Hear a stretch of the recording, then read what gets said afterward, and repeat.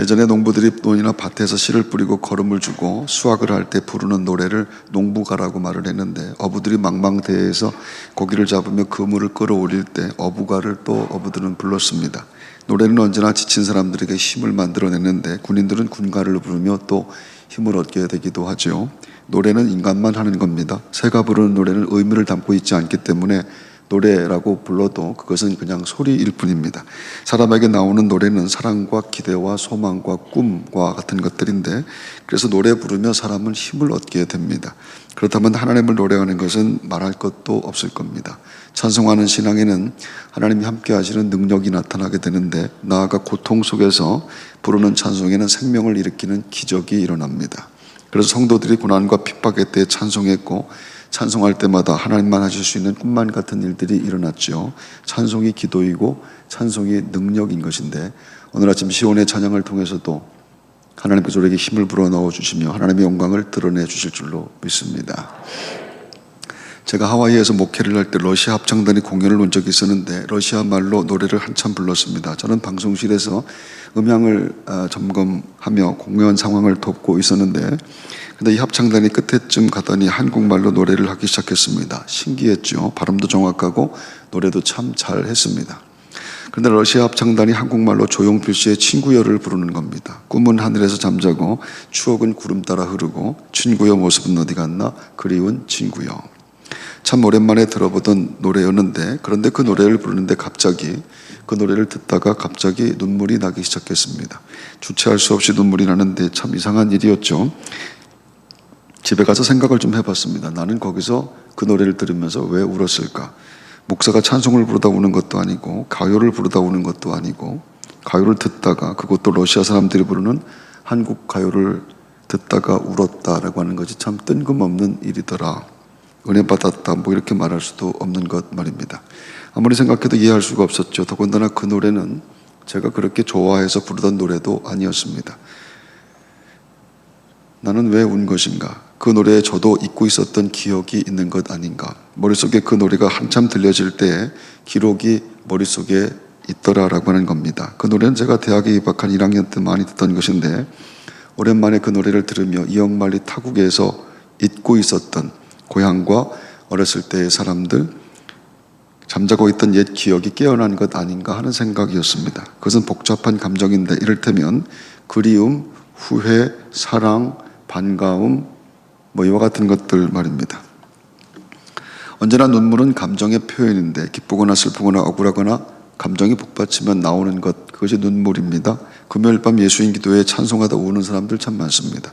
우는 사람 보면 같이 울고 싶어지는데, 우는 사람 옆에 앉아있다가 괜히 울다 가는 사람들도 꽤 많습니다. 모두 은혜 받아 우는 것은 아닐 겁니다. 옛날이 생각나서, 혹은 자기 형편이 서러워서, 아니면 목사가 불쌍해서 울 수도 있습니다. 그런데 어떤 이유이든 눈물은 치유의 효과가 있는 것이라 실컷 울면 후련해지고 그것으로 회복이 이루어지게 되기도 합니다. 그런데 우는 것이 쉽지 않은 사람, 또 울지 못하는 사람, 절대 울지 않는 사람, 그런 사람도 꽤 많습니다. 남자는 울지 않습니다. 어렸을 때부터 울면 지는 것이라 세뇌당해 왔기 때문인데, 그런데 교회에는 우는 남자들 참 많습니다. 우는 것이 습관이 되기도 하고, 기도하다 울고 찬송하다 울고 말씀 듣다 울고 웃다가 울기도 합니다. 밖에 나가서는 절대 안 우는데 교회에서만 우는 남자들, 교회에는 참 많습니다. 어느 퇴역 군인이 보낸 편지에 나오는 내용인데, 평생 군인으로 어디서든 확고한 국가관에서 나오는 고지식한 삶이었다고 하죠. 그런데 생각지 못한 기회에 하나님 말씀을 듣기 시작하면서 자신에게 신기한 변화가 하나 생겨나는데 자꾸 눈물이 나오는 겁니다.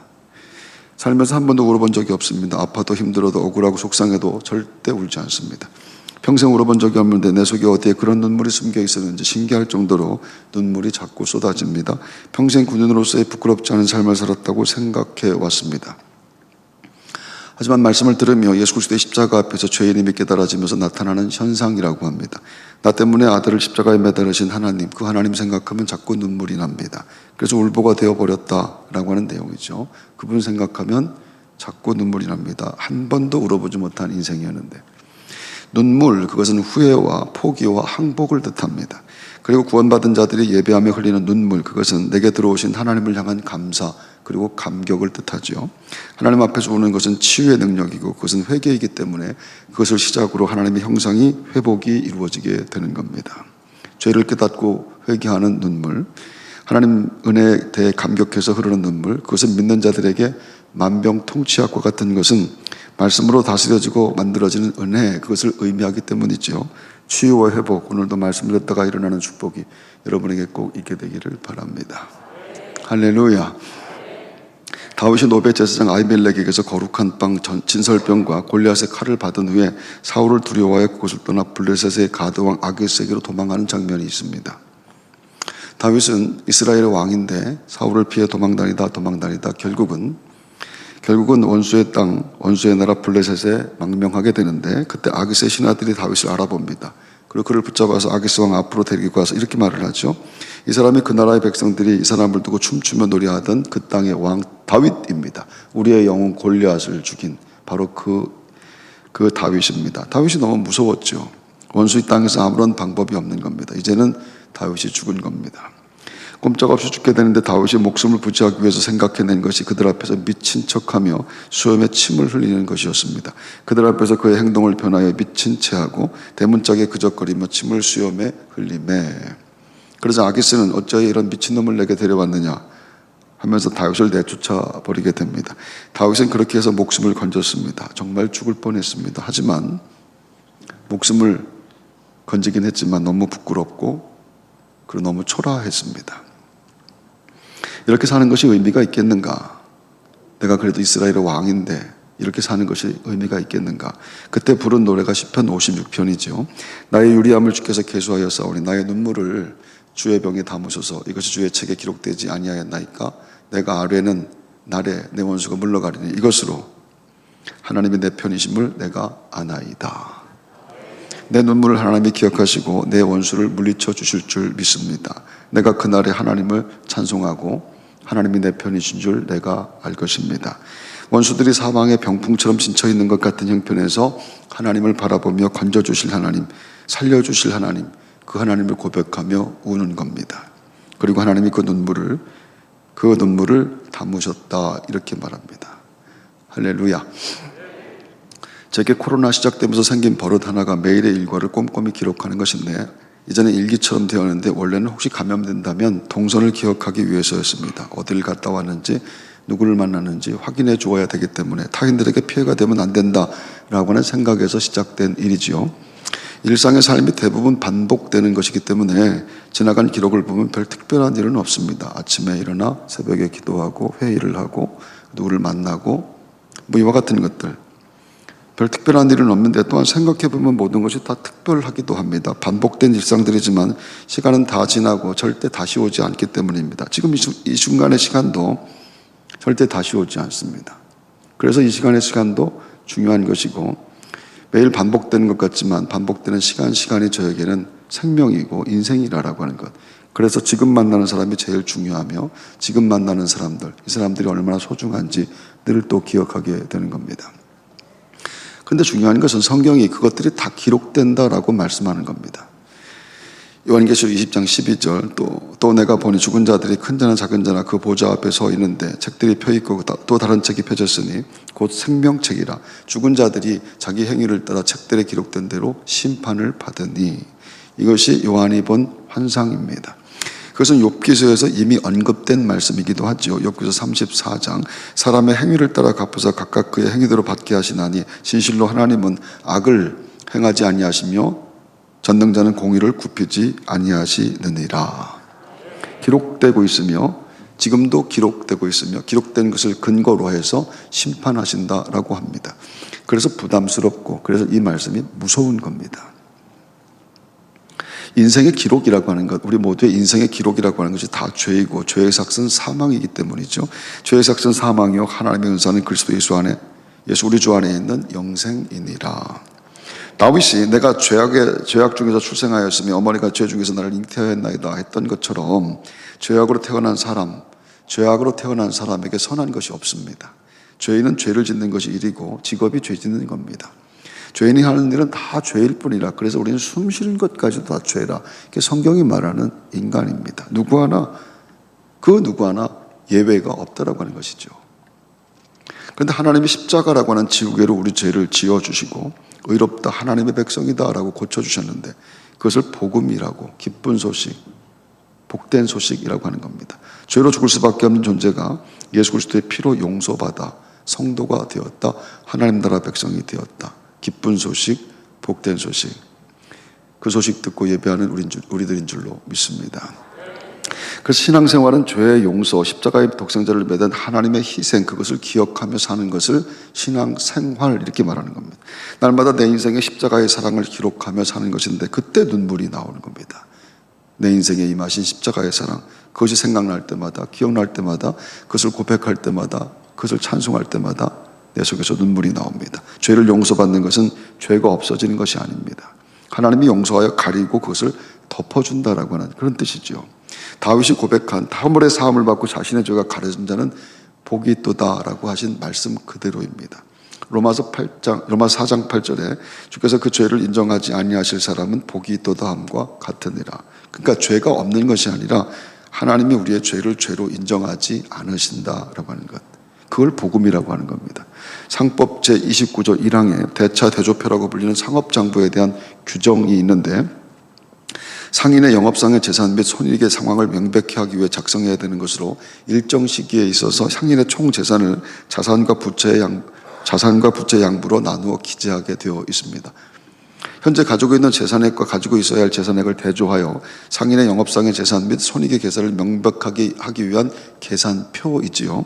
자산과 부채로 나누어 기입하는 이것은 로마 시대에 주인이 노예에게 이 금전을 대여하고 그것을 기록한 것에서 유래한다고 합니다. 부채는 금전을 대여한 기록이고 자산은 금전이 들어온 기록인데 사업하는 입장에서는 당연히 부채가 없고 자산이 많아져야 성공한 것이 될 겁니다. 그런데 이 대차 대조표, 하나님이 우리의 삶을, 우리의 인생을 이 대차 대조표로 기록하신다면 그럼 나는 어떻게 되는 것인가?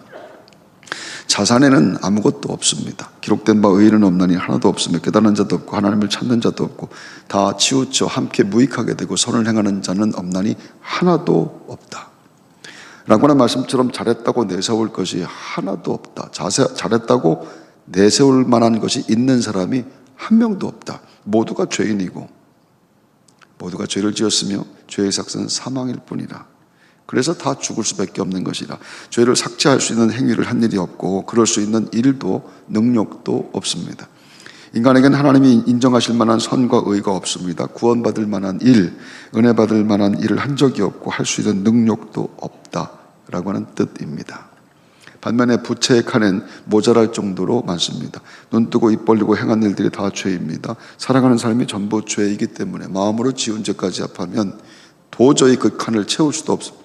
그 칸에 다 넣을 수도 없을 정도로 많다라고 하는 것. 따라서 그 기록으로는 절대 구원받지 못합니다. 하나님 자녀 될 수 없는 것 다 저주받아서 지옥 가야 되는데 어느 누구도 예외가 없다. 성경은 하나님이 예수 그리스도의 십자가로 부채 항목을 모두 다 지워버리셨다 이렇게 말합니다. 죄가 없다는 것이 아닙니다. 지워버리셨다라고 합니다. 하나님께서 일방적으로 그렇게 만들어주셨지요. 그래서 그것을 복음이라고 하고 덮어주는 것, 지워주고 없애주는 것, 살려주는 것, 자격과 공로 없이 받은 은혜, 허물의 사함을 받고 자신의 죄가 가려진 자는 복이 있도다. 그래서 눈물이 나는 겁니다. 그래서 교회에 와서 눈물이 나는 것이라. 그래서 교회에 와서 앉아있으면, 앉아서 무릎을 꿇으면, 고개를 숙이면 나도 모르게 눈물이 나는 것이라. 할렐루야. 시편에 나오는 고백과 찬송들 중에는 소위 비탄시라 불리는 시가 많은데 말 그대로 슬프고 힘들어 눈물로 부른 노래라고 하는 뜻입니다. 그것은 믿음으로 산 사람들의 삶이 기쁜 날보다 슬프고 힘든 날들이 더 많았다라고 하는 뜻이 되기 때문에 중요합니다.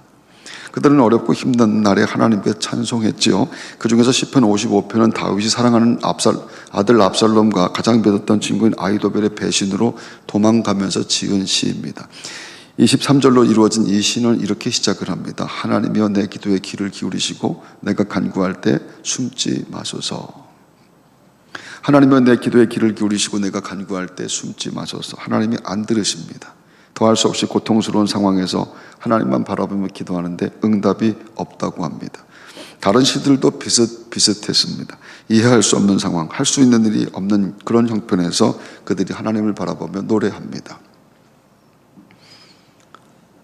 하나님 나를 좀 봐주십시오. 제가 하나님만 바라봅니다. 그런데 응답이 없는 겁니다. 하지만 그렇게 비탄시를 쓴 모든 시인들, 초라하고 비참한 형편에서 하나님을 노래했던 사람들의 삶이 비참하게 끝난 사람이 단 한 명도 없다라고 하는 것이죠. 여호와여 어느 때까지니까 나를 영원히 잊으시나이까 주의 얼굴을 나에게서 어느 때까지 숨기시겠나이까. 끝없이 이어지는 고통 속에 부른 슬픈 노래였는데 하나님은 그의 인생을 정말 그렇게 끝나지 않게 만들어 주신 겁니다. 비탄시가 그렇게 많이 성경 기록된 이유는 슬플 때 부를 노래를 가르쳐 주시려는 뜻이고, 슬플 때 불렀던 노래를 통해서 그 노래를 근거로 하여 하나님 치유하고 회복시키시는 은혜를 베푸신다, 반드시 베푸신다 라고 하는 하나님의 약속인 줄로 믿습니다. 찬송은 슬픔을 기쁨과 희락의 기록으로 바꾸는 힘이고 능력이라고 하는 것이죠. 믿음의 삶은 언제나 그런 기록들로 채워지게 됩니다. 믿음으로 살아도 때때로 힘들고 고통스러운 순간들이 있는데, 견디기 어려운 시간들, 이것이 내 인생의 끝인가 하는 시간들이 믿음으로 살아도 있는 겁니다. 우리 부부가 이것으로 끝이 나는 것인가? 우리 가정이 이것으로 끝이 나는 것인가? 내 사업이 여기서 끝인가? 이제 나는 다 모든 것을 접어야 되는가? 그 고통스러운 순간들이 있는데, 그때 성도들은 찬송을 합니다. 그때 성도들은 좌절하거나 절망하거나 죽지 않고, 그때 성도들은 찬송을 합니다. 무거운 짐을 나홀로 지고 견디다 못해 쓰여질 때 불쌍히 여겨 구원해 주리 은혜의 주님 오직 예수. 할렐루야. 어떤 형편에서든 성도들은 찬송을 합니다. 하나님 생각이 나기 때문에. 그 하나님 생각 때문에 부른 찬송을 통해서 하나님의 치유와 회복이 이루어지는 것을 날마다 체험하며 그것을 인생의 기록으로 만들어가는 사람들, 그걸 성도라고 하는 사람들. 절대 넘어지지 않습니다. 절대 무너지지 않습니다. 절대 죽지 않습니다. 일어나게 하시는, 붙잡고 계신 하나님의 선하신 손이 있기 때문인 줄로 믿습니다. 찬송하는 겁니다. 예전에 있던 교회에서 수련회를 갔을 때 장로님 한 분이 달리기 시합을 하자고 했습니다. 그때는 제가 40대였는데 60대 후반이신 장로님 제안, 달리기 한번 하자 하는 제안이 별로 반갑지 않았습니다. 안 한다고 했습니다. 자꾸 하자고 하셔서 한번 했습니다. 그리고 당연히 제가 이겼습니다. 이겼는데 하나도 안 기뻤습니다. 할아버지와 달리기에서 이긴 것이 무슨 승리의 감격이 있겠는가. 근데 장로님이 그때부터 이상한 말씀을 자꾸 하고 다니는 겁니다. 자꾸 이상한 소문을 내고 다니는 겁니다. 젊은 목사와 달리기 시합에서 아깝게 졌다. 많이 차이 났는데 아깝게 졌다고 자꾸 말하고 다닙니다. 그 장로님께 따졌죠. 어떻게 아깝게 진 겁니까? 거리 차이가 한참 나지 않았습니까? 그랬더니 장로님이 이렇게 말씀을 하는 겁니다. 목사님, 그러면 한 번 더 하시지요. 다시는 안 한다고 했습니다. 아무리 이겨도 또 아깝게 졌다고 할 것이 분명하고, 이겨도 손해였기 때문입니다. 장로님은 젊은 목사와 달리기 시합에서 아깝게 진 기록을 자랑하는 분입니다. 저는 노인 장로님에게 이겼다고 하는 부끄러운 기록을 갖고 있을 뿐이죠. 장로님은 어느 날 무릎 수술을 한다고 했습니다. 그래서 인생의 또 다른 기록의 순간이었는데, 장로님은 기도해 달라고 목사에게 와서 무릎을 꿇고 연세 많으신 분이 기도해 달라고 합니다. 기도받고 수술 안 하겠다고 하시는 겁니다. 하나님은 수술하셔서 고칠 수도 있지만 수술 안 하시고도 고치시는 분인데, 수술 없이 고치게 해달라고 기도해달라고 합니다. 그리고 그 기록으로 살고 싶다고 합니다. 장로님 지금까지 그 기록으로 사십니다. 하나님이 그때 고쳐주셔서 지금도 나는 걸어다닙니다. 믿음의 기도는 고난과 환난을 돌파하는 능력입니다. 치료 회복이 궁극적인 목적이 아닙니다. 그 기록을 통해서 하나님의 역사와 하나님의 일하심을 보여주려는 하나님의 계획일 뿐입니다. 기도하면 응답하시는 것을 통해서 하나님의 살아계심을 증거하시는 것 말입니다. 요한복음 9장 3절 하나님이 하시는 일을 나타내고자 하심이라. 모든 인생의 시간들은 다 기록인데, 잘 되면 크게 찬송하고, 잘난 척하지 말고 크게 찬송하고, 안 될 때는 믿음을 발동시켜서 찬송하면 됩니다. 그래서 모두 멋진 기록들이 되며 그것이 우리 믿음의 삶의 증거들이 되게 됐지요. 성도는 지금도 눈뜨고 살아 역사하시는 하나님의 증인, 하나님의 증인으로 사는 사람들이 성도, 예수 믿고 구원받은 저와 여러분들인 줄로 믿습니다. 성도의 삶에 일어나는 모든 일은 하나님이 하나님이심을 나타내시려는 뜻입니다. 그것을 알아먹고 기도해서 어려움을 돌파하는 사람들, 병마를 무찌르고 귀신을 쫓아내는 사람들, 그들이 십자가로 구원받은 성도들이라고 하는 겁니다. 예수께서 피를 흘리심으로 나를 구원하셨습니다. 그것은 영혼의 구원과 더불어 질병에서의 구원도 포함되지요. 그가 채찍에 맞음으로 우리가 나음을 받았도다. By his wounds we were healed. 아파서 누워있지 않게 하신다라고 하는 거예요. 그가 채찍에 맞음으로 우리가 나음을 입었다. 아파서 누워있지 않게 만들어주신다. 죄 때문에 들어온 질병이 해결됐다. 죄로 인한 모든 저주가 십자가에서 풀렸다라고 하는 말씀입니다. 그리스도께서 우리를 위하여 저주를 받은 바 되사 율법의 저주에서 우리를 속량하셨으니 기록된 바 나무에 달린 자마다 저주 아래에 있는 자라 하였습니다. 나무에 달린 건 저주받은 겁니다. 나무에 달린 것은 저주받은 것인데 내가 그 나무에 달려서 저주받아야 되는데 예수님이 그 나무에 달려서 저주를 받았습니다. 그분이 나무에 달려 저주를 받음으로 내가 율법의 저주에서 풀려났다. 그 말씀이 내게 들어오는 겁니다. 그 말씀이 내게 저가 채찍에 맞음으로 내가 나음을 입었도다. 그 말씀이 내게 들어오는 겁니다. 거기서 찬송이 터져나오게 되는 것이죠. 가난, 질병, 영적인 죽음, 율법의 저주가 풀어졌는데 먹을 것이 없어 굶주리는 일이 내 인생에 없을 것이며 천국 갈 때까지 아프지 않고 살 겁니다. 감기도 안 걸리고 상처도 안 나고 힘도 안 빠진다. 뭐 그런 말씀이 아닙니다. 복된 기록을 만들어 주시겠다라고 하는 약속입니다. 병 걸려 눕지 않도록, 아파도 움직이고 일할 수 있도록, 힘들어도 죽겠다고 말하지 않도록 그런 상황이 오지도 않게 만들어 주시겠다라고 하시는 하나님의 약속인 줄로 믿습니다. 성도는 그 말씀이 이루어지는 기록으로, 내 인생에 그 말씀이 증거되는 기록, 그것으로 사는 사람들이 성도이기 때문에 어떤 형편에서든 성도는 찬송하는 겁니다. 그 기록을 쓸 때마다, 그 기록될 때마다 눈물이 나오게 되는 것이죠. 하나님 여기까지 함께 하셨습니다. 우리 하나님이 또 일하셨습니다. 하나님께서 나를 붙잡고 있는 이 손을 나는 붙잡고 천국까지 갑니다. 그 찬란한 고백이 우리 찬송으로 나올 때마다 우리 눈에 눈물이 나오는 것, 그 기적을 날마다 바라보며 살아가는 성도들인 줄로 믿습니다. 할렐루야. 우리 교회 역사는 117년인데 그 많은 세월 중에 2019년부터 2021년까지의 기록은 특별합니다. 교회에 나올 수 없었던 세월, 그 세월에 교회를 지킨 기록들이기 때문일 겁니다. 우리는 지난 2년 동안 힘들고 고통스러운 노래를 부르고 있는데 그것은 유리병 속에 담긴 눈물들입니다. 앞으로도 언제까지 그럴지 모르겠는데 그 고통 가운데서도 우리가 하나님은 우리를 버리지 않으시며 하나님 잘 견디고 버텨낼 수 있도록, 지켜낼 수 있도록 우리를 지켜주실 줄로 믿습니다. 그것을 믿으며 찬송하며 그러며 우리가 흘리는 눈물들입니다. 신앙생활은 하나님 앞에서 눈물로 쓰는 편지와 같습니다. 오늘도 믿음으로 살려고 애쓰며 흘리는 눈물을 하나님이 유리병 속에 담으시고 새롭게 응답하시며 치료하고 고치고 회복시켜 주실 줄 믿습니다. 살아계신 하나님은 반드시 역사합니다. 누구도 부인할 수 없게 하기 위해서, 그 누구도 부인할 수 없게 하기 위해서 하나님이 역사하신다 말씀합니다. 주님 오시는 강림절에 하나님 나라에 속한 성도들에게 기록을 만들어내시는 하나님, 주님과 동거하는 부인할 수 없는 구원, 하나님 나라 백성의 증거, 여러분에게 이 강림절에 넘치게 되기를 주의 이름으로 축원합니다.